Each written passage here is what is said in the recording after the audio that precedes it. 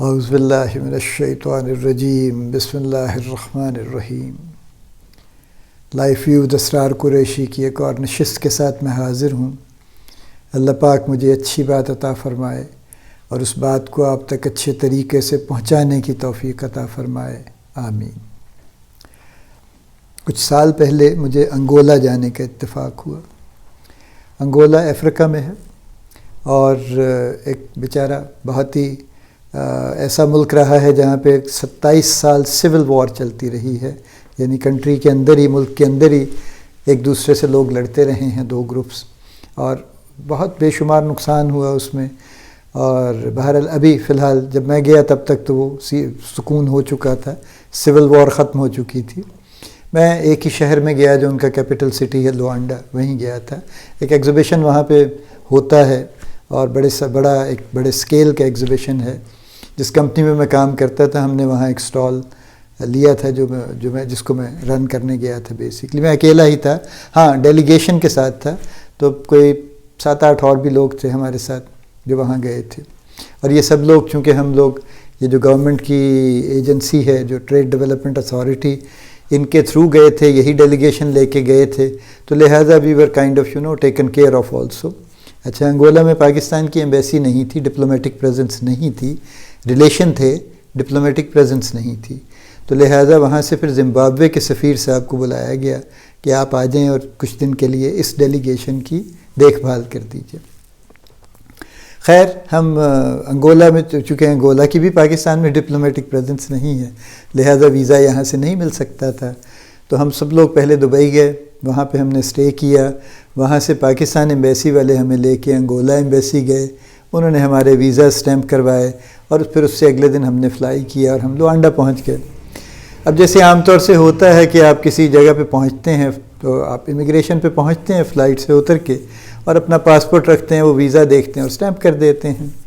لیکن 2 جگہ مجھے یہ اتفاق ہوا کہ انہوں نے اس ویزا کو دیکھنے کے باوجود، حالانکہ ان کی اپنی ایمبیسی کا لگا ہوا ویزا تھا دبئی کا، انہوں نے اس کو ماننے سے انکار کر دیا۔ انہوں نے کہا کہ جی فی الحال ہم آپ کو انٹری نہیں دیں گے، آپ تشریف رکھیے۔ اچھا، میں دیکھ رہا تھا لوگ جا رہے تھے، بہت سارے لوگ اس فلائٹ میں تھے، وہ جا رہے تھے، ان کے ویزا اسٹیمپ ہو رہے تھے۔ ہم جو 8 لوگ تھے ہمیں ایک سائڈ پہ انہوں نے بٹھا دیا، کچھ اور بھی نظر آ رہا تھا وہاں پہ معاملہ بہرحال۔ اینی وے، ہم وہاں بیٹھے تھے، کوئی گھنٹہ 1.5 گھنٹہ گزر گیا، پھر سم ہاؤ کسی طرح کوئی کانٹیکٹ کسی نے کیا۔ وہ سفیر صاحب جو زمبابوے سے آئے ہوئے تھے وہ ایئرپورٹ پہ آئے، انہوں نے آ کے کوئی اتھارٹی سے گفتگو کی، تو ہمیں فائنلی جانا، وہاں پہ اجازت مل گئی جانے کی۔ ایک ہوٹل ہمارے لیے آلریڈی بک تھا، ہم جا کے وہاں پہ ٹھہر گئے۔ اچھا، لوانڈا کچھ عجیب سا شہر ہے، بڑا شہر ہے، کافی پاپولیشن ہے وہاں کی۔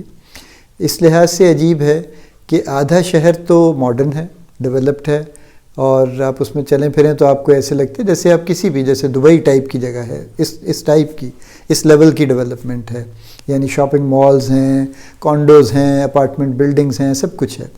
اور آدھا شہر اس قدر برے اور خراب اور غلیظ سلمز ہیں کہ میں نے زندگی میں کہیں نہیں دیکھے۔ اتنی جگہ مجھے جانے کا اتفاق ہوا ہے، لیکن اتنی خراب لیونگ، یعنی اتنی سب سٹینڈرڈ اور پور لیونگ میں نے کہیں کسی ملک میں نہیں دیکھی ایکچولی۔ بہرحال یہ آدھا شہر ہے اس طرح سے، ٹریفک ہے، بے شمار ہے نئے شہر میں، یا جو ڈیولپڈ شہر ہے اس میں گاڑیاں ہیں، بڑی بڑی گاڑیاں ہیں، سب کچھ ہے۔ وہ سڑکیں چھوٹی ہیں، گاڑیاں زیادہ ہیں، اس لیے ٹریفک کا ایک ہجوم ہے جو چل رہا ہے وہاں پہ۔ ہمیں جو ہوٹل ملا اتفاقاً وہ کہیں بارڈر لائن پہ تھا، تو ہم ذرا اس شہر کو بھی دیکھ سکتے تھے اور اس کو بھی دیکھ سکتے تھے۔ اور ہم جو ہر روز ایگزیبیشن پہ جاتے تھے تو وہ ہم ایکچولی پورا یہ جو خراب والا شہر ہے اس میں سے گزر کے جاتے تھے، تو روز دیکھتے تھے کس طرح کی وہاں پہ کیا معاملہ ہے اس کا۔ کرنسی ان کی کوانزا ہے، اور اس زمانے میں کوانزا کی جو ڈالر کے ساتھ پیرٹی تھی اور پاکستانی روپے کی جو تھی وہ مور اور لیس ایک ہی جیسی تھی، قریب قریب۔ بائی دا وے، لوانڈا دنیا کے مہنگے ترین شہروں میں نمبر 1 پہ ہے یہ، اور کئی سال سے ہے۔ کبھی بھی آپ اٹھا کے دیکھیے، میں نے لیٹلی نہیں دیکھا لیکن پہلے تو میں دیکھ رہا تھا، کئی عرصے سے Luanda is the most expensive city in the world, اور وہ ہمیں جا کے سمجھ آ گئی کہ کیوں، کہ واقعی ایکسپینسو ہے، وہ ہر چیز مہنگی ہے وہاں پہ۔ یعنی وہ میرے ساتھ کوئی 2-1 لوگ تھے وہاں کے لوکل، تو میں نے انہیں آفر کیا لنچ، میں نے کہا چلیں کھانا کھا لیتے ہیں. تو we went to a small place.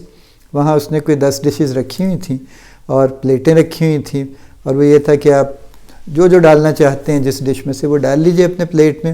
اور آخر میں ایک ویئنگ اسکیل رکھا ہوا تھا کہ اس پہ پلیٹ رکھ کے وزن کر لیں. تو کلوز کے حساب سے کھانا تھا، یعنی یوں کہہ لیجیے 500 گرام، جتنا بھی آپ نے جتنا بھی ویٹ ہو جائے گا وہ آپ کو بتا دے گا، اس حساب سے پیسے لے لے گا. تو ہم 3 لوگوں نے اپنی اپنی پلیٹوں میں کچھ کچھ ڈال لیا، اور اس کے بعد جو ہم نے بل دیا وہ قریباً کوئی 3,500 روپے تھا، کہ which was really looking at the kind of food actually. اور اس وقت میں وہ شاید ہم یہاں پہ خریدتے تو وہ 150-200 روپے سے زیادہ کی نہیں ہوتی پر پرسن، جو وہاں ہمیں تقریباً 1,200 روپے پر پرسن ہمیں پڑی. تو وہ واقعی مہنگا ہے. ہم 2-3 دفعہ کھانے پہ گئے کسی بڑی اچھی جگہ پہ، لیبنیز ریسٹورنٹ میں گئے، ایک اور کوئی پرانا انڈین ریسٹورنٹ تھا، کوئی پرانے ٹھہرے ہوئے تھے وہاں پہ صاحب. The average cost per person was around 4,000 rupees at that time. یہ کچھ سال پرانی بات ہے. تو ملکوں کے حالات جیسے ہوتے ہیں وہ ہوتے ہیں. اچھا، ہمارے بالکل ایک بینک تھا ہمارے ہوٹل کے ساتھ ہی بالکل. تو چونکہ وہاں خرچہ تو بہت تھا، تو ہر روز صبح اٹھ کے میں US ڈالرز کیش کرواتا تھا، لوکل کرنسی لیتا تھا، اور پھر اپنے دن کے کام کرنے نکل کھڑے ہوتے تھے. تو وہ میں دیکھتا تھا، چھوٹی برانچ تھی، اس میں 2 کیشیئرز خواتین بیٹھی ہوئی تھیں، لیکن دونوں کے پاس مکمل سامان تھا.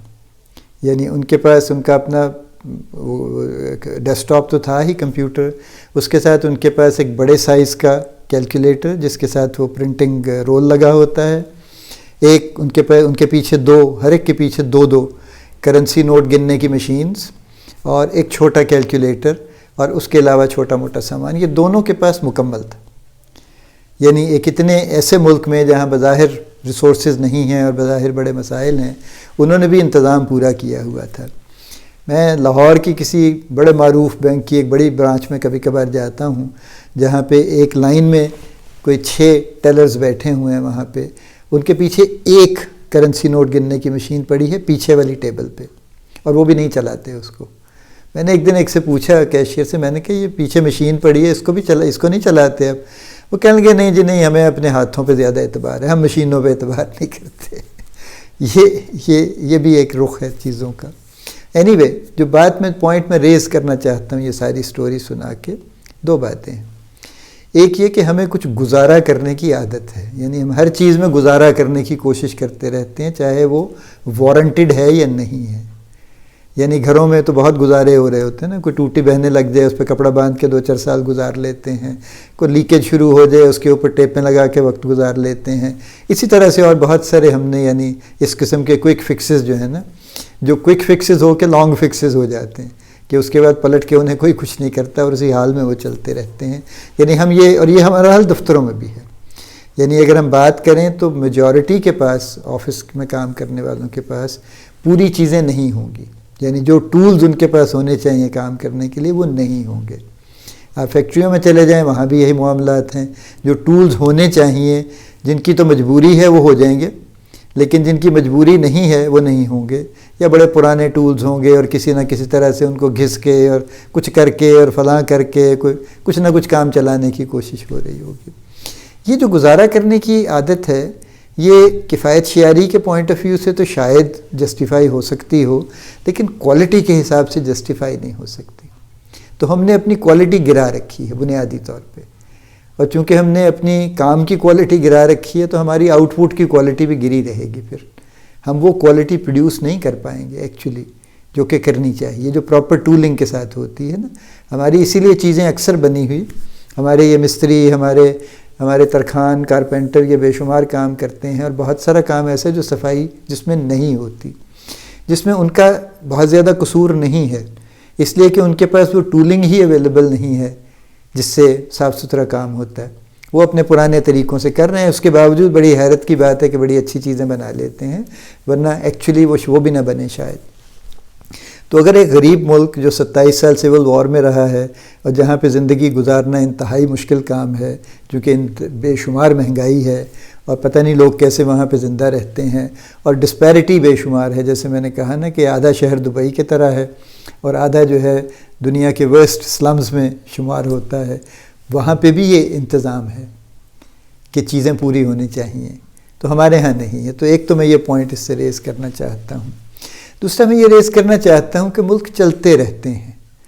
ایک چھوٹی سی بات، وہ زمبابوے کے جو سفیر آئے ہوئے تھے ان دنوں زمبابوے پہ بڑا سخت وہاں پہ ہائپر انفلیشن کی بھی پتہ نہیں کون سی قسم چل رہی تھی، تو چیزیں مہنگی تھیں. جو ان کی لوکل کرنسی تھی وہ تو اس قدر بیچاری بے وقت ہو گئی تھی کہ وہ ہر روز گورنمنٹ نئی سے نئی بڑی سے بڑی ڈینومینیشن کے نوٹ چھاپ رہی تھی. یعنی انہوں نے مجھے ایک نوٹ دیا، میرے پاس پڑا ہے ابھی بھی کہیں، میں نے سنبھال کے رکھا ہوا تھا اس کو. 5 بلین پاؤنڈز کا نوٹ تھا جو ان کی لوکل کرنسی تھی. 5 بلین، 5 ارب روپے کا، 5 ارب پاؤنڈ کا وہ نوٹ تھا. اور وہ کہنے لگے کہ اس سے شاید ایک ڈبل روٹی نہیں خرید سکیں گے آپ، اس کی ویلیو یہ ہے. تو وہ بھی چل رہا ہے ملک، انگولا بھی چل رہا ہے اور ہم بھی چل رہے ہیں، اور ہمارے بھی حالات ذرا دن بدن کچھ مخدوش ہو رہے ہیں. دوسرا پوائنٹ میں یہ ریز کرنا چاہتا ہوں کہ we need to do something very quickly. اس سے پہلے کہ ہم ان ملکوں کی فہرست میں شامل ہو جائیں جہاں کی کرنسی کی ویلیو کچھ نہیں ہے، اور جہاں بیچارے لوگوں کی ویلیو بھی کچھ نہیں ہے، اور جہاں جان کی کوئی ویلیو نہیں ہے، کسی کی عزت کی کوئی قیمت نہیں ہے، اور جہاں پہ ویسے ہی معاشرے میں ایسے ہی کر کے کچھ ہو جاتا ہے اور پتہ بھی نہیں لگتا، اور پتہ نہیں کیا کچھ لوگوں کے ساتھ ہو جاتا ہے. اس سے پہلے کہ یہ چیزیں ہمارے ہاتھ سے نکل جائیں، we need to do something. اور اس میں گورنمنٹ تو جو کرے گی، بہرحال کمیونٹیز کا بڑا رول ہوتا ہے، اور کمیونٹیز ہمارے ہاں ٹوٹ گئی ہیں، اس طرح سے نہیں بن رہی. سو اس پہ غور کرنے کی ضرورت ہے، کچھ کرنے کی ضرورت ہے اس پہ. اللہ پاک ہمیں آفات سے محفوظ رکھے. اللہ پاک ہمیں اپنے معاملات کو بہتر بنانے کی توفیق عطا فرمائے. اللہ پاک ہم سب کا حامی و ناصر ہو. آمین.